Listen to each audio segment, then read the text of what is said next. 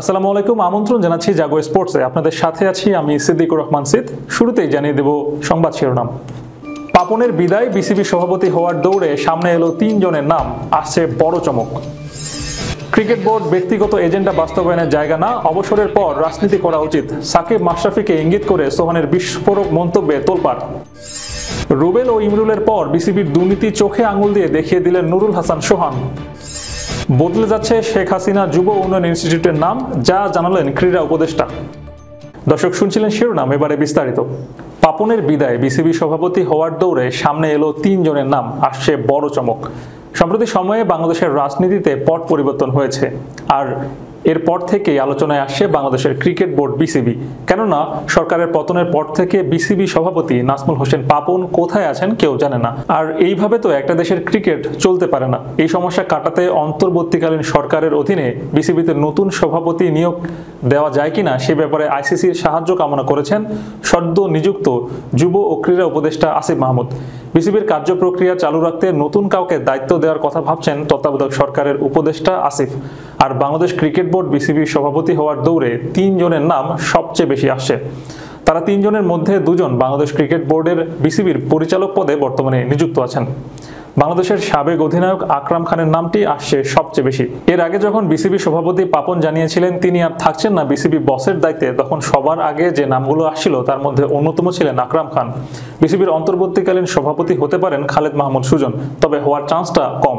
তবে বিসিবি সভাপতির পদে একটি নাম চমক হতে পারে, আর তা হলো শাহরিয়ার নাফিস। এমনকি তিনিও হয়ে যেতে পারেন বিসিবি বস।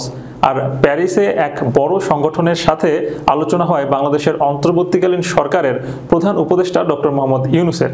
আর তার নামটা এখনো জানা যায়নি, তিনিও বিসিবি সভাপতি হয়ে যেতে পারেন। এসব নিয়ে আজ গণমাধ্যমে কথা বলেছেন নতুন ক্রীড়া উপদেষ্টা আসিফ মাহমুদ সজীব ভূঁইয়া। বিসিবি প্রধান নাজমুল হাসান পাপনের জায়গায় কাকে বসানো যায় সে সম্পর্কে কথা বলেছেন তিনি। বিসিবিতে না আসা বর্তমান বোর্ড প্রধান পাপনের ভবিষ্যৎ কি সে সম্পর্কে আসিফ মাহমুদ বলেন, বর্তমানে বিসিবি সভাপতি অনুপস্থিত আছেন। অবশ্যই একটা সংস্থাকে কাজ করতে হলে সবার উপস্থিতি প্রয়োজন। সভাপতির মতো গুরুত্বপূর্ণ একটি দায়িত্ব যেহেতু তিনি অনুপস্থিত আছেন, তাই আমরা বিসিবির যারা পরিচালক আছেন তাদের সাথে কথা বলছি। তারা আইসিসির আইন মেনে যেটি করার সেটি করবেন। পাশাপাশি অন্তর্বর্তীকালীন সময়ে অন্য কাউকে নিয়োগ দেওয়া যায় কিনা সেই বিষয়ে দেখতে বলছি। আইসিসি নিয়ম অনুযায়ী কোনো বোর্ডে হস্তক্ষেপ করতে পারে না সে দেশের সরকার, কেননা সেটি হলে ওই দেশের ক্রিকেটকে নিষেধাজ্ঞা দেয় আইসিসি। সাম্প্রতিক অতীতে সেই নিষেধাজ্ঞার শিকার হয়েছিল শ্রীলঙ্কা ও জিম্বাবুয়ে। সেই বিষয়টিকেও তাই মাথায় রাখতে হচ্ছে নতুন ক্রীড়া উপদেষ্টাকে। অবশ্য এ ব্যাপারে যথেষ্ট সতর্ক নতুন ক্রীড়া উপদেষ্টা। এ ব্যাপারে বোর্ড কর্তাদের আইসিসির গাইডলাইন অনুসরণ করে যথোপযুক্ত ব্যবস্থা গ্রহণের পথে হাঁটতে বলেছেন তিনি। সেই সঙ্গে আশ্বস্ত করেছেন আইসিসির আইন মেনেই সবকিছু সঠিক পথে এগিয়ে নিয়ে যাওয়ার চেষ্টা করবেন তিনি। ক্রিকেট বোর্ড ব্যক্তিগত এজেন্ডা বাস্তবায়নের জায়গা না, অবসরের পর রাজনীতি করা উচিত, সাকিব মাশরাফিকে ইঙ্গিত করে সোহানের বিস্ফোরক মন্তব্যে তোলপাড় পড়েছে। 2018 সালে জাতীয় দলের অধিনায়ক থাকাকালীন সংসদ সদস্য নির্বাচিত হন মাশরাফি বিন মুর্তজা। সর্বশেষ দ্বাদশ জাতীয় সংসদ নির্বাচনেও মাশরাফির সঙ্গে সংসদ সদস্য নির্বাচিত হন সাকিব আল হাসান। জাতীয় দলে খেলা অবস্থায় রাজনীতিতে যোগ দেওয়ার অনেক সমালোচনার জন্ম দিয়েছিল এই 2 জন ক্রিকেটার। রাজনীতি করলে অবসরের পর করা উচিত বলে মনে করেন জাতীয় দলের ক্রিকেটার নুরুল হাসান সোহান। রোববার মিরপুরে গণমাধ্যমে মুখোমুখি হন সোহান। এ সময় তিনি বলেন, সক্রিয়ভাবে রাজনীতি করে জাতীয় দলে খেলা কখনোই উচিত নয়। রাজনীতি একটা বড় ব্যাপার। রাজনীতির মাঠে থেকে জাতীয় দলে সেরকম সময় দেওয়া কঠিন। কারো যদি রাজনীতি করার ইচ্ছে হয় তাহলে তার খেলা থেকে অবসরের পর করা উচিত। ক্রিকেট বোর্ড ব্যক্তিগত এজেন্ডা বাস্তবায়নের জায়গা নয় মন্তব্য করে সোহান আরো বলেন, ক্রিকেট বোর্ড ভালো সংগঠকদের আসা উচিত। ক্রিকেট বোর্ড ব্যক্তিগত এজেন্ডা বাস্তবায়নের জায়গা নয়। এখানে এসে মোটা অঙ্কের টাকা আয় করে দেশ ছেড়ে চলে যাবেন এমন ব্যক্তিদের বোর্ডে না আসাই ভালো। ছাত্র জনতার গণঅভ্যুত্থানে সাবেক প্রধানমন্ত্রী শেখ হাসিনা পদত্যাগ করে দেশ ছেড়ে পালানোর পর আওয়ামী লীগের মন্ত্রী, এমপি ও নেতাকর্মীদের বাড়িতে হামলা করে দুর্বৃত্তরা। আগুন দেওয়া হয় নড়াইল 2 আসনের এমপি মাশরাফির বাড়িতে। এরপর থেকে গা ঢাকা দিয়েছেন এমপি মন্ত্রীরা। এই ঘটনার পর প্রকাশ্যে দেখা যায়নি বিসিবি সভাপতি নাজমুল হাসান পাপনকে। শেখ হাসিনার পদত্যাগের পর থেকেই বাংলাদেশের ক্রিকেট বোর্ড বিসিবির নানা কর্মকাণ্ড নিয়ে কথা বলতে শুরু করেছে দেশের ক্রিকেটাররা থেকে শুরু করে দেশি কোচরা পর্যন্ত। তুলে ধরেন বিসিবির নানা ভুল ও স্বেচ্ছাচারিতা। আর বিসিবির দুর্নীতি চোখে আঙুল দিয়ে দেখিয়ে দিলেন ক্রিকেটার নুরুল হাসান সোহান। তিনি বলেছেন, জার্সিতেও দুর্নীতি হতো লাখ টাকার। রোববার মিরপুরে সোহান বলেন, আমি যখন খেলেছি বিসিবি থেকে একটা বরাদ্দ থাকে মনে হয় 3 লাখ টাকা ফার্স্ট ক্লাস ডিভিশন টিমের জন্য। এটা আমি নিজের চোখে দেখেছি, যেহেতু আমি অধিনায়ক ছিলাম। আমাদের জার্সি বানানো হয়েছে 80,000 টাকার মতো দিয়ে। এটা পড়ার মতো ছিল না। প্রথম শ্রেণীতে যদি এরকম হয়, 3 লাখ টাকা বাজেটের ভেতরে 80,000 টাকা দিয়ে জার্সি বানানো হয়, বাকি টাকার কোনো হিসাব নাই। পরে আমরা খেলোয়াড়রা নিজের টাকা দিয়ে জার্সি বানিয়েছি। এখন বিসিবিতে সংস্কার দাবি তুলেছেন অনেকে। আলাপ আছে বিসিবিতে নতুন সংগঠকদের আসারও। সোহানের চাওয়া, ব্যক্তিগত স্বার্থের জন্য কেউ যেন না আসেন। তিনি বলেন, কিছু মানুষ নিয়ে আমার প্রশ্ন আছে।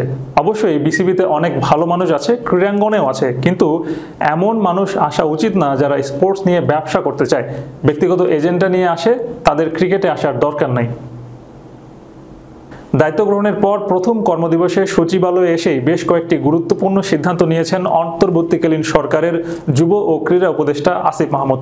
আজ রোববার সচিবালয়ে সংবাদ মাধ্যমের সঙ্গে আলাপে তিনি জানান, শীঘ্রই শেখ হাসিনা যুব উন্নয়ন ইনস্টিটিউটের নাম পরিবর্তন করা হবে।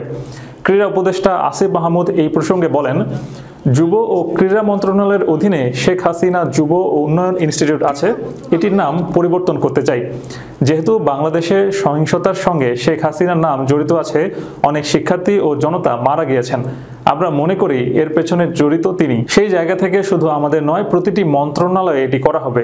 যুব উন্নয়ন ইনস্টিটিউটের নতুন নাম কি হবে তা জানিয়ে উপদেষ্টা যোগ করেন, শেখ হাসিনা যুব উন্নয়ন ইনস্টিটিউটের নাম পরিবর্তন করে আমরা এটিকে বাংলাদেশ জাতীয় যুব উন্নয়ন ইনস্টিটিউট করছি।